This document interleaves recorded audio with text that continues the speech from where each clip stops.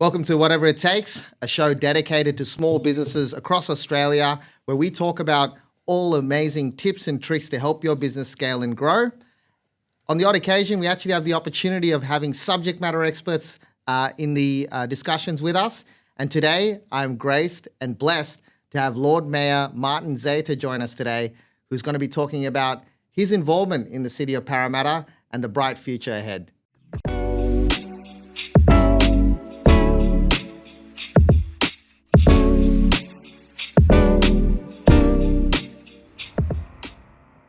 Lord Mayor Martin Zaiter, welcome to Whatever It Takes. Thank you, Alvin, for having me on. It's great to have you. You're born and bred in Parramatta. You're a chartered accountant and small business owner. What inspired you to step into public service and ultimately the role of Lord Mayor? Well, I'll start off by giving a bit of a background or intro into who I am. And as you mentioned, I was born and bred in Parramatta. I was actually born at Western Hospital. And the first place that I called home was in Harris Park in Wigram Street. Oh, nice. Which many of your listeners and viewers would know as Little India. Yes. My mum and dad fled war-torn Lebanon in the mid to late 70s, and they migrated here looking for a better future for their family. And for me, I'm very blessed that my parents did make that decision to come here and call Australia home, because if they didn't, I wouldn't be where I am today. For me, growing up, it was being an individual from a migrant background who couldn't speak English. Some people that I've spoken to get surprised when I tell them that when I went to primary school and I started kindergarten, I couldn't speak a word of English. I wasn't able to say that my name is Martin. So I guess I use that a little bit as motivation, and having the background that I had does help. It has elevated to where I am today. Seeing how Parramatta has evolved over the last 4 decades. Hasn't it? has really, inspired me and really led to me to be in public life.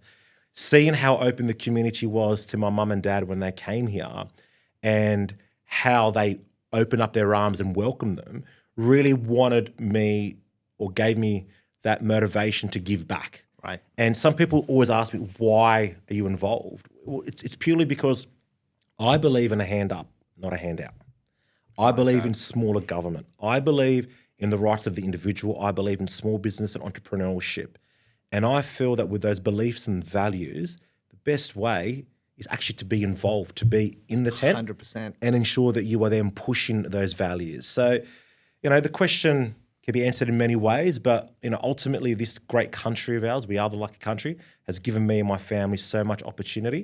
And I'll go back to 3 things: hope, reward, and opportunity. And I've been blessed with all 3. And anything that I can do in public life to push those onto members of the community that are not as fortunate as me, I believe that is what my role is. Bless you, mate. That's awesome. That's really, really cool. Just want to expand on something. So how was running your own accounting practice, right, in Parramatta for well over a decade, sort of shaped the way you lead council? Like, how have you brought that experience in? Because I imagine you had very, very deep exposure to business and how they operate. And I imagine also that would carry over into your optic. 100%. Right. So prior to me opening up my accounting practice in Parramatta with my brother, who's also a councillor, funny enough, at Cumberland Council, Great. I used to work for PricewaterhouseCoopers. So I've worked for PwC. So I've worked for one of the largest accounting and professional services firms in the world. And I was able to take those skills to a local basis, I guess. But I do have clients of mine that are both small, medium, and large. And being able to interact with all those 3 different tiers of businesses has given me the ability, I believe, to come into council, and especially into this role of Lord Mayor, and have that ability to step into other people's shoes and to know where they come from and how they may interact, what their needs, what their wants are, and to pull that lever and to know when to accelerate, when to put the brakes on. Yes. Because I've learned that in experience from working in enterprises with thousands of employees, and then to a small business with just a sole trader. Wowzers. That in itself is quite a good posture to enter into politics with, because you've seen it. You're coming from a position where you've actually had that experience, hands-on experience, which is very important. Absolutely. Let's now look at it from Parramatta as a geographical region, right? So you've described Parramatta as well on its way to becoming a global city. What does that vision look like practically? What do you see the next 5 years or next decade to be to accompany that phrase? I can go on for hours. I'll try to condense it. I like to use this saying, Parramatta is a city second to no one. We haven't come this far to just come this far. If you see Parramatta today, compare it to where it was a decade ago, when I first got onto council in 2017, it's unrecognisable. And everyone that comes and sees what they see today, they tell me that. But what I say to them is, this is just a foundation. There is a 2050 strategy. We do have a plan for the next 25 years. We do have about $20 billion of infrastructure in the pipeline over the next 5 years. Oh, wow, that's great. That is going to continually transform the city. So our vision ultimately is to be a global city. What does that mean? That means it's a city that's livable. That means it's a city where you can work in, and that means it's a city where you would want to play in as well. So my vision is to have a group of individuals, our community, having to not have to leave the LGA essentially, having everything within reach. Today, Alvin, where we are in Parramatta CBD, there are more people that live to the west of Parramatta than to its east. And when I talk about its west, just think about areas such as Marsden Park, Penrith, Blacktown. When they look to the east, what do they see? They see the CBD of Parramatta's skyline, not the eastern suburbs. We are the geographical heart of Greater Sydney. The opening of the Western Sydney International Airport in just a few months will be that opening of the world to Parramatta. And I want front and centre to everyone's mind that lands at Western Sydney International Airport, Parramatta, next destination. And with that goes the wonderful line that I used last year in my inaugural Lord Mayor Business Forum: we are open for business. Mate, I'm revved up. That's really great. And when you speak about the skyline, I mean, you only need to jump on the M4. My in-laws they live in Erskine Park, and you make your way towards the city. That skyline sticks out like a sore thumb. Yeah. You know, it looks like its own, like quite literally, like you're already. Oh, I'm already at the city. Like you know, that feeling's there, which is really cool. There's some exciting stuff coming up, Lord Mayor. Yes. No doubt our listeners are going to be looking into what that means for them. Yes. But also the bright future ahead. Mm-hmm. You've put together a bit of a plan where to some of the projects you've mentioned, I think upwards of 570 million in projects and services. Do you want to expand about that a little bit? Because we'd love to understand what does that consist of? Yeah, so council's budget for the 26-27 financial year is approximately $570 million. That includes around $400 million for the operating services, for your rates, roads, rubbish, the usual core services that you would expect. There's over $171 million of capital works projects as well. So every year we do aim to have between $150 to $200 million of capital works. Wow. Okay. And that's work that we as a council do. In the next 12 months, we have a number of very key projects that are going to be coming online, and that includes our Grand Pedestrian Boulevard, being the Civic Link. Now, many of your viewers and listeners would be aware that Powerhouse Parramatta opens up in a few months. Yes. It's about $1 billion investment, the largest cultural investment in Western Sydney ever, and the largest cultural investment by any government since the opening of the Opera House. And our vision is to connect that with the Parramatta Square that opened up a couple of years ago. Along that boulevard, there will also be the Sydney Metro West. There will be the station there. And that station is anticipated to open in 2032. So we're planning to deliver the Civic Link over 3 different phases. Phase 1's already been delivered through Parramatta Square. We will commence phase 3, which is that interface of Powerhouse Parramatta and that Horde space and Phillip Street, and just creating the entrance from the Powerhouse to that 20-metre wide boulevard. So the end of the Civic Link, when we finished phase 3, we'll then move on to phase 2 at the end, which is in between the phase 1 of Parramatta Square and the Powerhouse Parramatta phase 3. The intention is to close that to traffic, for car traffic, and to have it essentially open as a 20-metre wide green corridor connecting the heart of the city, being Parramatta Square, down to the river. Wow. And when are we expecting that? Work is expected to start in the next few months. Yep. And the plan is to have that done over the next few years. So that's one of the projects that we'll be commencing. The other project is Granville Square, our town centre to be called the Tony Issa Square. Yes. One of my great mentors and former Lord Mayor of this city and former state member of Granville. So that's a project that is also anticipated to start in the next 12 months. There's a number of other upgrades that will be occurring in the various wards, be it Doyle Park at North Parramatta, Max Ruddock Fields in the North Rocks ward. So there's an expectation as we densify the city more and the suburbs more, we need to deliver more in the open space. So our capital works program does have those nice, shiny, large projects of Civic Link, of Granville Square, but also the other expectations in relation to our open spaces. Wow. So many cool things in the pipeline. I really can't wait for this. So there's quite a few infrastructure projects in play, right? How do these directly translate into opportunities for the small guy, the small business operating in and around Parramatta LGA? Where do you think the barrier exists for these guys? I'll give you a bit of a summary. 10 years ago to today, it was difficult to get a lot of the investment and a lot of the major corporations to come to Parramatta. Now, there was some risk takers, we call them the early adopters, and they invested billions of dollars. Just look at Parramatta Square from Walker Corporation, for example, close to a $3 billion investment. Plus council, we put in hundreds of millions of our own money into that. And what that has done is it's opened up the eyes of the world, essentially, to Parramatta as Australia's next global city.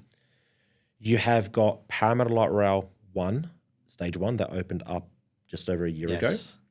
You've got in the pipeline the construction of Parramatta Light Rail Stage 2A, which would connect us to Wentworth Point.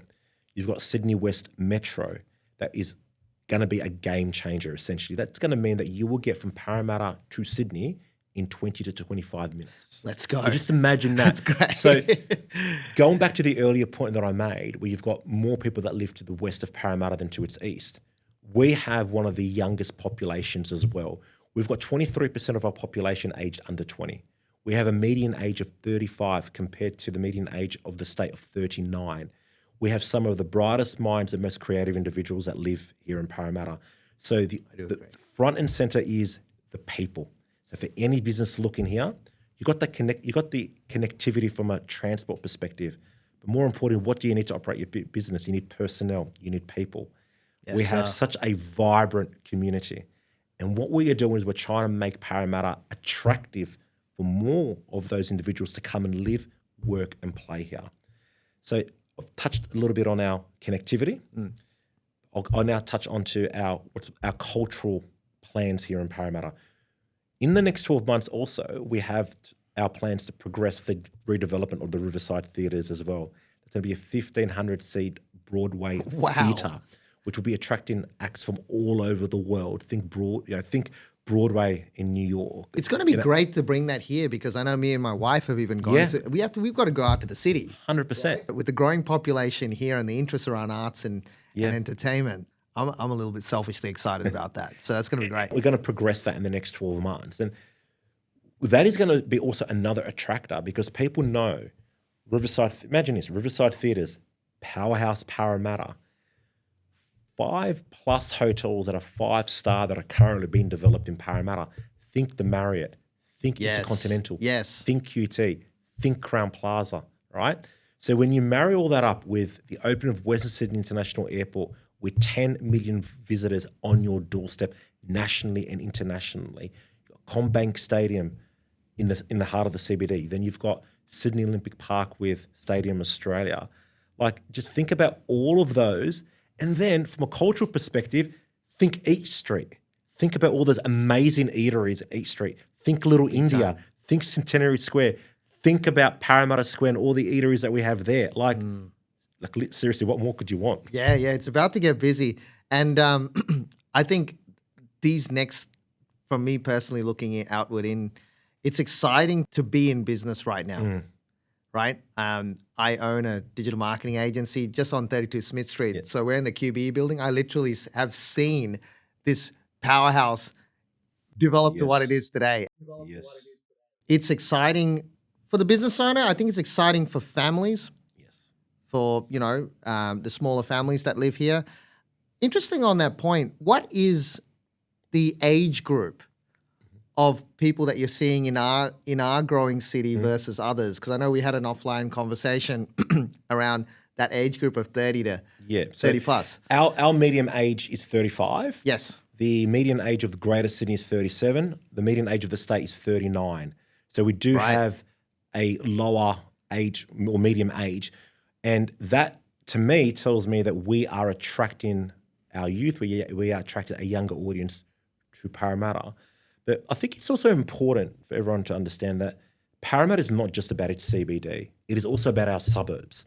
It is about protecting the character of our families and also the businesses that live and operate outside of the CBD. So we are very much aware of that, and we do try to make it clear to everyone that there are also opportunities and pockets outside of the CBD that should be explored, be it North Rocks, be it Epping, and so forth, Wentworth Point, and so forth. You mentioned some really, really good points earlier around how the small guy, the small business, can thrive in what is going to be a huge growth moment for this LGA and for this region. I'm also thinking about and sort of witnessing, to be very honest, a lot of businesses coming into Parramatta. So the counterparts as a board director in Parramatta Chambers, we're finding that there's memberships coming in from businesses that were traditionally, or banks that were traditionally in the city. They're starting to move their way back in, right? So do you forecast that, it wouldn't be too surprising that a lot of businesses will start to want to create some home bases around here? Absolutely. Even the big ones. Absolutely. And 10 years ago, they didn't. But that is because we didn't have what we have today. And the opportunities in Parramatta are limitless. And I think a lot of those larger corporations are realising that you've got more than 100 of the top 500 ASX-listed companies that are based out here in Parramatta. You've got 6 different universities with 25,000 students across all those campuses. So just imagine that. We have an economy that is in excess of $30 billion. And a nighttime economy that is growing year after year by 7%, where at the moment it's over $1.6 billion. Why do I raise that? Why is that important? Because for every global city, you need to have a nighttime economy that operates 24 hours a day. And that is another attractor for all these businesses, is knowing that if you come here, if you want to have the best people, they want to live in the best city, and we are the best city to live in. That's been a talking topic in the business community, Lord Mayor, around this 24/7 economy. I got to ask the golden question that gets asked to me all the time. When is this happening? Well, it's happening before your eyes, to be honest. You've already got some enterprises that are open 24 hours. You've got Frankie B's on Churches open 24 hours a day. What we as a council are trying to do is in 2024, we passed a resolution to create the late nighttime 24-hour economy development controls to try to make it easier for businesses to operate without having to apply for DAs when it comes to live music and liquor trading hours and so forth. What we just did last month, what we did in March, we have created a trial for a special entertainment precinct. Now, the state government is also pushing for these SEPs, these special entertainment precincts. We've commenced a trial in the CBD, and we're going to see how that trial translates into activity and foot traffic, and more than likely make that permanent. What does that mean? Wow. That means that businesses can operate for longer hours. They get reduced fees for operating for longer hours and reduced liquor license fees and so forth. We want to be an attractor for the live music sector, because that is important for attracting and maintaining people, which is then going to be important from an employment perspective, because you want to attract those right people as well that live locally. Wow. This is so exciting, mate. I really am pretty cranked up about it. It's, we've always seen the potential of this city, whether it be going up for dinner on Church Street, you can see that there's more to this place that's in the pipeline, and it's got more to give. And I think what yourself and your team is doing, it's noticeable. We're cheering you on, and we just can't wait to see even more of this stuff come into play with that 2050 vision that you were originally talking about a few years ago. It's we're seeing it. We're 100%. Seeing it, which is amazing. I got a question to kind of close in on. Your term, Yes. it runs until September 2026. Yes. Yeah. What do you want? What do you most want your legacy as Lord Mayor to be? Let's start there. Any individual in public life wants to leave their office where they have created the environment where it's better than it was when you came into that office to begin with. So at a minimum, I just want to be remembered that we haven't gone backwards, we've gone forwards. And I'm pretty sure based on the last 18 months, we have gone forward. And Yes. I'm very, very hopeful that in the next 6 months that we're going to continue doing that. I want people to remember that I was there fighting for not just the residents, but also for the businesses. And one thing that we forget is it's not just about being a growth city. We want to be a livable city. So I want to leave, whatever that may be, may not even be in September, who knows, or it's re-elections and so Absolutely. forth. But at a minimum, I want to make sure that people know that I'm there to ensure that we have a livable city. That's Yes. front and center for me. We are doing the heavy lifting when it comes to housing in this state. We are one of only a handful of councils that have actually met our housing targets. But that cannot be at the expense of jobs and social infrastructure. So I want to be known as someone who's a strong advocate for social infrastructure, for metro connections, for our nighttime economy, but also for the creation of our jobs. In order for our population to grow, we also need between now and 2050 to add an additional 150,000 jobs. So I want to be remembered as someone who was fighting, advocating for that, and remembered as someone who started this conversation that you don't want the housing crisis of today to become the jobs crisis of tomorrow. Yes. Because let me tell you, that's very important. If you're going to have our population grow from the current 275,000 to the 450.5 million by 2050, you can't do that without growing jobs. And at the moment, the biggest risk we have that is state government policy. When it comes to built to rent, we need to protect our commercial core in the CBD. And the problem is that the current state legislation has the ability to come and override council's policy. So we've got to make sure that we work hand in glove here, that we are not pulling the triggers on different things and not just putting as a priority just housing. It needs to be how can jobs also work together? It's not like you can pull one lever and just let 100%. it run, right? Yeah, so I love that because that was sort of leading in to what it means for the future. How many universities we got in our area? 6. Wowzers. Talk about great education as well. Imagine this. Imagine in the next 5 to 10 years that with this $10 million of potential visitors coming through Western Sydney International Airport, what I would love for them is to say, okay, you know what, we're going to come to Parramatta. We're going to go and spend a day at the Powerhouse Museum. We're going to go and spend a night watching a show at the Riverside Theatre. We're going to go and spend an afternoon at the Combank Stadium watching our wonderful Eels hopefully win a few more games. Go and spend a day shopping at our wonderful retail sector that we have in Parramatta.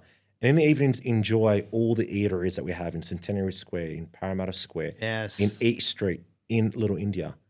That is what a global city is. Then being able to catch a ferry if they want to go to the second CBD, Sydney, right? So we'll hop on a light rail and get to Sydney Olympic Park. Hopefully the government does build stage 2B, which allows that to happen. But by then we should also have the metro. We can catch it from here within 7 minutes to Sydney Olympic Park. So just imagine that. That's where I want our city to be.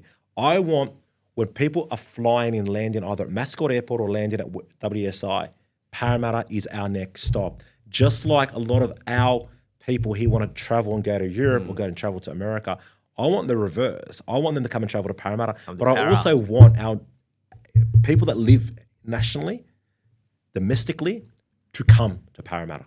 And I think we are building the right infrastructure to make that happen. Love it. Look, I'm going to throw a spanner in the works because Yes. me and a couple of my business colleagues and friends, it'll be remiss of me not to ask based on this request. Roxy, Yes. when's that bad boy opening up again? Well, look, believe it or not, it's very important to me. There were some reports in the media last year which are true. It's the place where I met my wife, Carmen. I love that. I love that, mate. I've got fond memories of the Roxy, and I would love for my kids and my grandkids in the future to be able to have and create similar Absolutely. memories. And You know, I did move a Lord Mayor minute about this about 12 months ago. And Okay. I've written to Minister Graham in regards to this, and he did reply to me late last year, agreeing to have a meeting with me.